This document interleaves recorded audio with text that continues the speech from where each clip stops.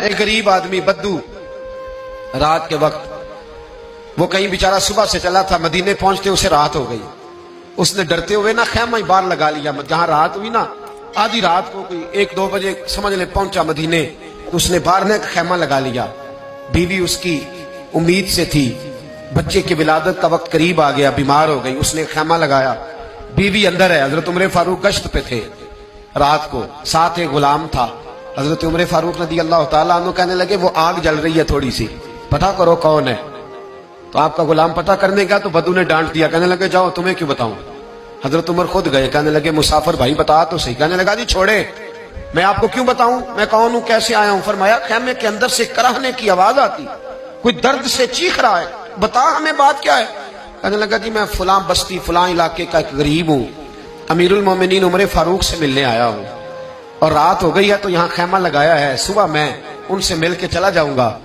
تو رات کو تکلیف دینا پسند نہیں کیا، تو میری بیوی امید سے تھی، اب بچے کی ولادت کا وقت قریب ہے، پاس کوئی نہیں. حضرت عمر کہنے لگے تو ٹھہر میں ابھی آیا.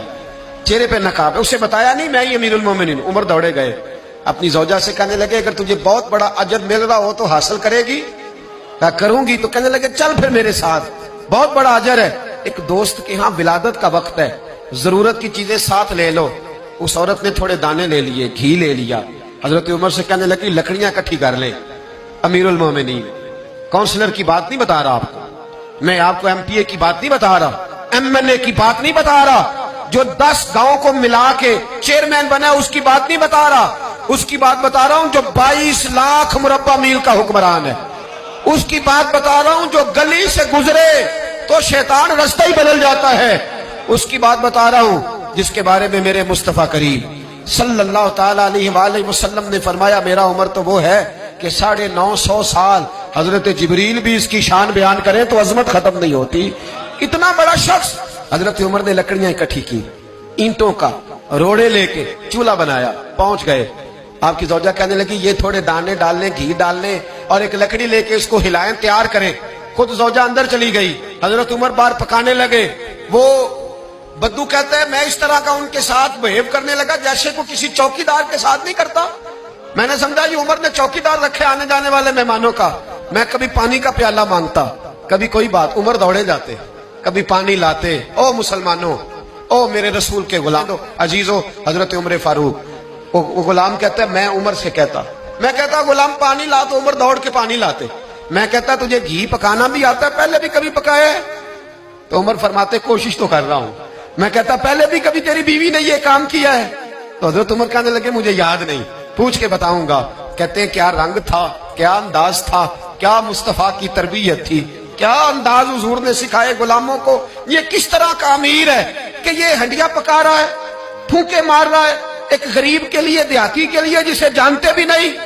اندر اس شخص کی بیوی کے ہاں بیٹا پیدا ہوا تو حضرت عمر کی بیوی اندر سے بول کے کہنے لگی امیر المومنین مبارک ہو، آپ کے دوست کے ہاں بیٹا پیدا ہوا ہے. جب کہا نا امیر المومنین مبارک ہو تو وہ شخص کہتا ہے میرے ہاتھ کانپنے لگے اور میں اس طرح دوڑا کہ میری پگڑی گر گئی.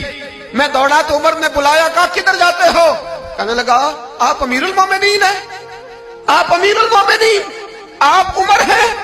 کیسر و کسرا جس کے نام سے کانپے آپ وہ ہیں، جسے مصطفیٰ نے دعا مانگ کے اللہ سے مانگا وہ والے عمر ہیں آپ، جس کے لیے علی المرتضیٰ فرماتے ہیں میں روز دعا کرتا ہوں وہ والے عمر ہیں، جس کے بارے میں ابو بکر صدیق نے فرمایا تھا کہ میں اللہ سے کہوں گا مولا جو تیرے محبوب کی امت کے حق میں سب سے بہتر تھا میں اسے خلیفہ بنا کے وہ والے عمر ہیں. عمر امیر المومنین کی بیوی وہ تو خاتون اول ہوتی ہے، وہ تو ملکہ ہوتی ہے، اور تیری بیوی دائی بن کر ایک غریب کے بچے کے پاس بیٹھی رہی ولادت کے وقت. عمر امیر المومنین ہو کے تیری داڑھی ساری دھومے سے بھر گئی تو ڈیوٹی کرتا رہا. تو سیدنا عمر رو پڑے اور اس بدو کو سینے سے لگا کے کہنے لگے تجھے پتہ نہیں تو کہاں آیا ہے، اس شہر کا پتہ ہے؟ اس نے کہا حضور کہاں ہے؟ فرمایا یہ میرے نبی کا مدینہ ہے، یہ مصطفیٰ کا مدینہ ہے. یہاں امیروں کا استقبال نہیں ہوتا، یہاں غریبوں کے استقبال ہوتے. یہاں حضور نے اس اسٹیٹ پہ میرے رسول پاک نے وہ والا رنگ دیا ہے کہ اب غریب سر اٹھا کے جینے لگے ہیں، اب مزدوروں کو عزتیں ملنے لگی ہیں، اب یتیموں